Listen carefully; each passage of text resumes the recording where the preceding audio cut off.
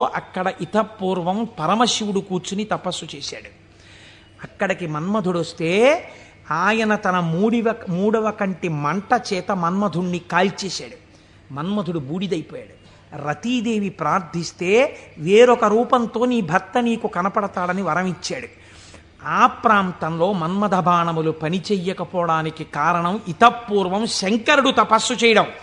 అక్కడికెళ్ళి కూర్చుని నువ్వు తపస్సు చేసి నేను గెలిచానంటావేమిటి? అలా చెప్పకూడదు, తప్పది. అందుకని నేను కాముణ్ణి గెలిచాననుకో, నువ్వు కాముణ్ణి గెలవడానికి కారణము ఇతపూర్వం ఈశ్వరుడు అక్కడ తపించుట. అది శివప్రజ్ఞ, నీ ప్రజ్ఞ కాదు, నువ్వు అలా అనకు అన్నాడు. అంటే మనం ఏదైనా సాధిస్తే ఇది ఈశ్వరానుగ్రహము చేత సాధింపబడినది అనాలి. అంతేకాని నారదుడు తప్పు చేశాడని మనం ఇంటికి వెళ్ళిపోతే ఇంకెందుకు? ఆయనకి తీర్పు చెప్పడానికి మనం అక్కర్లేదు. మనం కూడా ఏదైనా సాధించినప్పుడు ఇది ఈశ్వరానుగ్రహముతో సాధింపబడినది అన్నమాట మాత్రమే వాడాలి తప్ప మన యందు నిక్షేపించుకోకూడదని. బ్రహ్మగారు ఈ మాట చెప్తే ఏమిటో నాన్నగారు కూడా ఇలాంటి మాటలన్నీ చెప్తారు. శంకరుడు తపస్సు చేస్తే మాత్రం నా మీద బాణాలు ఇస్తే నేను తట్టుకున్నానా లేదా? ఆయన చెప్పద్దని చెప్పాడు, విష్ణుమూర్తికి చెప్పకి ఈ మాట అన్నాడు. ఎందుకని మీరు బాగా గుర్తించాలి. శాంభవీ మాయ, వైష్ణవ మాయ అని రెండు మాటలు వాడతారు. పరమశివుడి భార్యగా శాంభవి ఏ మాయ స్వరూపంలో ఉంటుందో అదే వైష్ణవ మాయగా ఉంటుంది పురుష స్వరూపంతో ఉంటే. నువ్వు ఈ మాటలు చెప్తే నీకు బాగా అనుభవంలోకి వచ్చేటట్టు ఒకసారి దింపి పైకెత్తుతాడు, బాగా అనుభవంలోకి వస్తుంది, కొత్త కథ వస్తుంది. ఎందుకు వచ్చింది అక్కడ చెప్పకని చెప్పాడు ఆయన. ఆయన పెద్ద బుద్ధితో చెప్పాడు, వినాలి కదా. ఆయనకి మాయలో దిగి ఓసారి తొట్టుపడ్డమే బాగా నచ్చింది. మన బుద్ధి నారదుడి మీద పెట్టి చెప్పకూడదు. ఆయన మహానుభావుడు. నారదుడంటేనే జ్ఞానం, అంతటి వాడికి తప్పలేదు మాయ. ఇప్పుడు ఆయన వైకుంఠానికి వెళ్ళాడు. వైకుంఠానికి వెళ్ళి గబగబా ఎదురొచ్చి, ఏమిటి నారదా ఈ మధ్య కనపట్టలేదు అని ఎదురొచ్చాడు నారాయణుడు. ఎదురొస్తే ఏం చెప్పమంటారు స్వామి, నేను తపస్సు చేశాను, మన్మధుడు వచ్చి నా మీద బాణాలు వేశాడు, నేను చెల్లించలేదు, నేను తపస్సునందు సిద్ధి పొందానన్నాడు.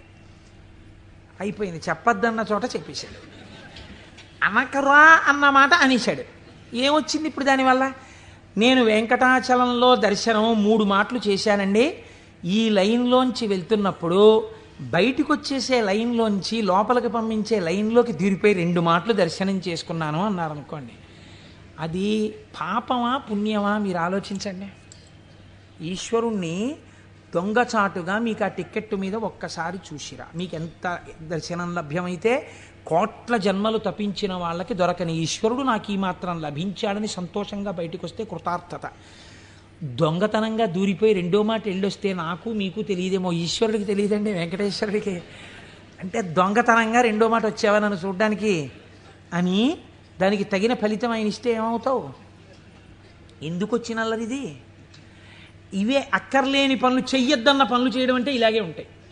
కాబట్టి ఆయనకి చెప్తే ఆయన వెంటనే అన్నాడు, అబ్బబ్బబ్బ ఎంత గొప్ప పనో, ఏది మళ్ళీ చెప్పు.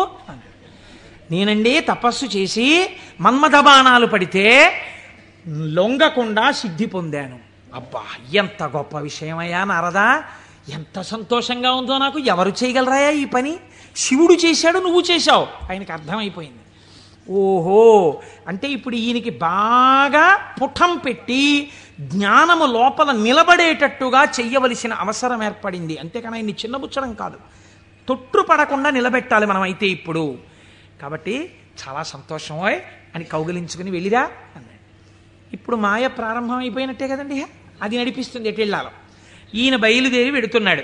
వెడుతూ వెడుతూ ఒక రాజ్యంలోకి వెళ్ళాడు. ఆ రాజ్యాన్ని పరిపాలించేటటువంటి రాజు పేరు శీలనిధి, ఆయన కుమార్తె పేరు శ్రీమతి.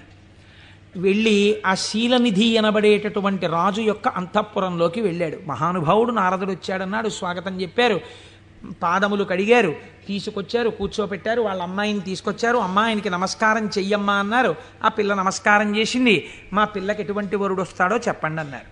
ఆ పిల్ల యొక్క చెయ్యి చూసి త్రికాలవేది నారదుడంటే తెలియందేముందండి. ఆయన అన్నాడు, లక్ష్మీదేవికి భర్త ఎవడో, ఎవడు సర్వవ్యాపకుడో, ఎవడు నిరంతరము లోకము చేత పూజింపబడుతుంటాడో, ఎవడు మహానుభావుడో అటువంటి శ్రీ మహావిష్ణువుకు ఈమె ఇల్లాలవుతుంది అన్నాడు.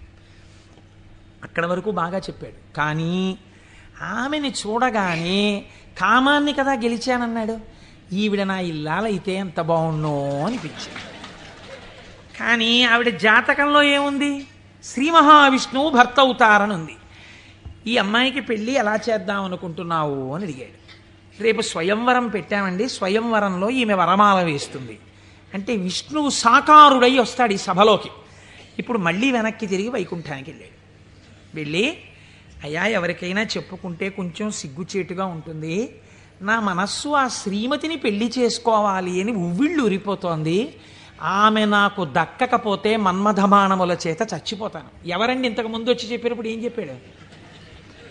మన్మథబాణములను గెలిచి తపస్సునందు సిద్ధి పొందానని చెప్పినవాడు వెనక్కి తిరిగి వెంటనే వచ్చి చెప్తున్నాడు ఇది మాయా అంటే. చూడండి, ఆమె నా ఇల్లాలు కాకపోతే నేను మన్మథబాణములకు చచ్చిపోతాను, నన్ను బతికించవయ్యా, నేను బతకాలంటే నీ రూపం నాకు రావాలి, నీ రూపం నాకు వస్తే ఆమె నా మెళ్ళలో మాల వేస్తుంది, అప్పుడు పెళ్లి చేసుకుంటాను, అందుకని నీ రూపం నాకు ఇవ్వా అని అడిగాడు. అడిగితే ఆయన మహానుభావుడు శ్రీ మహావిష్ణువు, ఆయన ఎంత చమత్కారం చేశాడో చూడండి.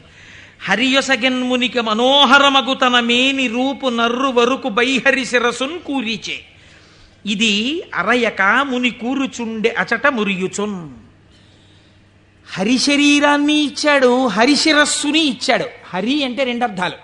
హరి అంటే పాపములను హరించే శ్రీ మహావిష్ణువు, హరి అంటే కోతి. హరి శరీరాన్ని కింద వరకు ఇచ్చాడు, కోతి తలకాయని పైనిచ్చాడు. నువ్వు హరి రూపాన్ని కదా అడిగావు, హరి రూపాన్ని ఇచ్చానన్నాడు. మాట తప్పనట్టు. ఆయనంత తెలివైన వాడో చూడండి. ఈయనకేం కనపడుతుంది? ఇలా చూసుకున్నాడు.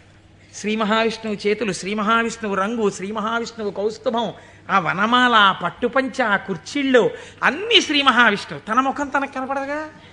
అద్దంలో చూసుకోవడానికి శ్రీమతి దగ్గరికి వెళ్ళిపోవాలి ముందు, స్వయంవరం అయిపోతే. అందుకని గబగబా వెళ్ళిపోయాడు. వెళ్ళిపోయి ఆ స్వయంవరంలో ఒక ఆసనం మీద కూర్చున్నాడు. ఇద్దరు రుద్రపార్షదులు అటు ఇటు కూర్చున్నారు. వాళ్ళు అన్నారు, వీడు ఎవడరా శ్రీ మహావిష్ణువులా పంచకట్టుకున్నాడు, మాలలు వేసుకున్నాడు, ఇటు ఆ కౌస్తుభం పెట్టుకున్నట్టు అలా పెట్టుకున్నాడు, ఆ వనమాల వేసుకున్నట్టు వేసుకున్నాడు, పైన కోతి మొహం, వీడిని ఎవరు పెళ్లి చేసి ఎలా శ్రీమతి మాల వేస్తుంది, ఇటు ఇలా వచ్చాడేమిటి అంటున్నారు.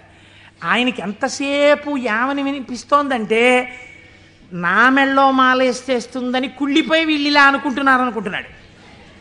ఆ శ్రీమతి దండ పట్టుకుని దగ్గరికి వచ్చింది. తీరా దండ పట్టుకుని దగ్గరికి వచ్చేటప్పటికి కాళిదాస మహాకవి వర్ణిస్తారులేండి, ఆ ఇందుమతీదేవి దండ పట్టుకుని ఎవరి దగ్గరికి వెడితే వాళ్ళకి పగటిపూటలా అనిపించింది. ఎందుకంటే ఆవిడ యొక్క వెలుతురులో వాళ్ళు ప్రకాశించారు. ఆ తర్వాత కొంచెం ముందుకు వెళ్ళేటప్పటికి ఆవిడ వెళ్ళిపోయింది, వీళ్ళు చీకట్లో ఉండిపోయేవారు. నాకు కొన్ని ఆశ్చర్యంగా ఉంటాయి. నేను ఇంట్లోకి వెళ్ళేటప్పటికి కరెంటు పై చీకటిగా ఉంది. మా అమ్మాయి ఒక ఛార్జింగ్ లైట్ పట్టుకుని వచ్చి ఆ వెలుతురులో, నాన్నగారండి మిమ్మల్ని నేను వెలుతురులోకి తీసుకొస్తున్నాను అంది. చాలా గొప్ప మాట అమ్మా అన్నాను. అంటే ద్వంద్వార్థములతో మాట్లాడింది. చాలా సంతోషం తల్లి, ఫోన్లే నా కూతురి చేత నేను వెలుగులోకి వచ్చినా చాలా గొప్పవాడినే కదా. అందుచేత ఆయన అలా ఆ శ్రీమతి దగ్గరికి వచ్చింది. దగ్గరకు వస్తే నాకే మాల వేస్తుంది అని సంతోషపడిపోయాడు ఆయన. ఆ పాపం నా శిరస్సు అందదేమో అని కొంచెం వంచాడు. ఆవిడ ఇలా చూసి భృకుటి ముకులించి, ఏమిటి కోతి శిరస్సు ఏమిటి, రూపం ఏమిటి అనుకుని వెళ్ళిపోయాడు. ఈలోగా రావలసిన శ్రీహరి రాజకుమారుడి వేషంలో వచ్చాడు. ఆవిడ గుర్తుపట్టింది, మాల తీసుకెళ్ళి శ్రీమన్నారాయణుడి మెడలో వేసేసింది. ఈవిడ్ని తీసుకుని ఆయన చక్కబోయాడు వైకుంఠానికి. ఈయనకి ఎక్కడ లేని బాధ కలిగింది. ఈలోగా పక్కనున్న రుద్రపార్షదులు ఇద్దరు అన్నారు, ఏమయ్యా నీకు ముందే చెప్పాం, కోతి మొహం వేసుకుని సభలోకి వచ్చావేమిటయ్యా అని, నిన్నెవరు పెళ్లి చేసుకుంటారనుకున్నావయ్యా అన్నారు. అనేటప్పటికీ వాళ్ళిద్దరికీ కూడా మీరు రాక్షసయోనుల యందు జన్మించెదరుగాక అని చెప్పించాడు. తప్పెవరిది? ఒప్పు చెప్పిన వాళ్ళెవరు? ఒప్పు చెప్పిన వాడికి తపఫలితంతో శాపం ఇచ్చాడు. మాయా ప్రభావము కామక్రోధముల యందు ఎలా తిప్పుతుందో చూడండి. శపిస్తే వాళ్ళెటువంటి స్థితిలో ఉన్నారు? ఇదంతా శివేచ్ఛ అని వాళ్ళు నమ్మారు. ఇది పరమభక్తి. వాళ్ళకి ఆ కష్టమే వచ్చినా ఇది కూడా ఈశ్వర శాసనమే అనుకున్నారు. వాళ్ళుట వారులు జ్ఞానధనము చేకూరిన వారౌటమదిని కుందకయే శివేచ్ఛారీతి నడచునని అన్నారదునిన్ దూరరైరి నడచి రెచటికో. వాళ్ళు ఇదేమిటయా మమ్మల్ని ఇలా శపించావు, నువ్వు కోతి మొహం పెట్టుకుని వచ్చే అని చెప్పి తిరిగి శపించకుండా ఇది కూడా శివేచ్ఛే అని వాళ్ళు వెళ్ళిపోయారు. వాళ్ళు మహాజ్ఞానులు. ఇప్పుడు ఈయన గబగబా మళ్ళీ వైకుంఠానికి వెళ్ళాడు. వైకుంఠానికి వెళ్ళి ఎంత పనిచేశావయ్యా శ్రీమన్నారాయణ, నీ రూపం నాకు ఇమ్మని అడిగాను, హరి రూపం ఇమ్మని అడిగితే హరిరూపం హరి శిరస్సు కోతి శిరస్సు పెట్టావు. దానివల్ల శ్రీమతిని నువ్వు పెళ్లి చేసుకున్నావు, నాకు కాకుండా చేశావు. నన్ను ఎంత అవమానాలు పాలు చేశావు. ఇది రేపు పొద్దున శివపురాణంలోకి ఎక్కేస్తుంది. ఓ చేతకాని కోటేశ్వరరావు చెప్పడం మొదలెట్టేస్తాడు. నా బతుకు బజార్లో పెట్టేశావు నిన్ను వచ్చి అడిగినందుకు. ఎంత రహస్యంగా అడిగాను, దానికి ఎంత కథ సృష్టించావు. చూడు నా కడుపు ఎంత మండిపోతుందో. మరియున్ వానర ముఖమును సరియని నాకిచ్చినట్టి చందమునకు వానరులే శరణం బౌదురు నరుడవు నీ వగుచు వగగ నంగల అవని. నీవు ఒకానొక నాడు నరుడవై పుట్టి అందచందాలు కలిగిన భార్య దూరమైపోతే అరణ్యంలో పడి ఏడిస్తే ఈ కోతిముఖం ఉన్న వాళ్లే వచ్చి సహాయం చేసి నీ భార్యతో నిన్ను కలుపుతారు. నిన్ను శపిస్తున్నానన్నాడు. మహానుభావుడు కనుక శ్రీమన్నారాయణ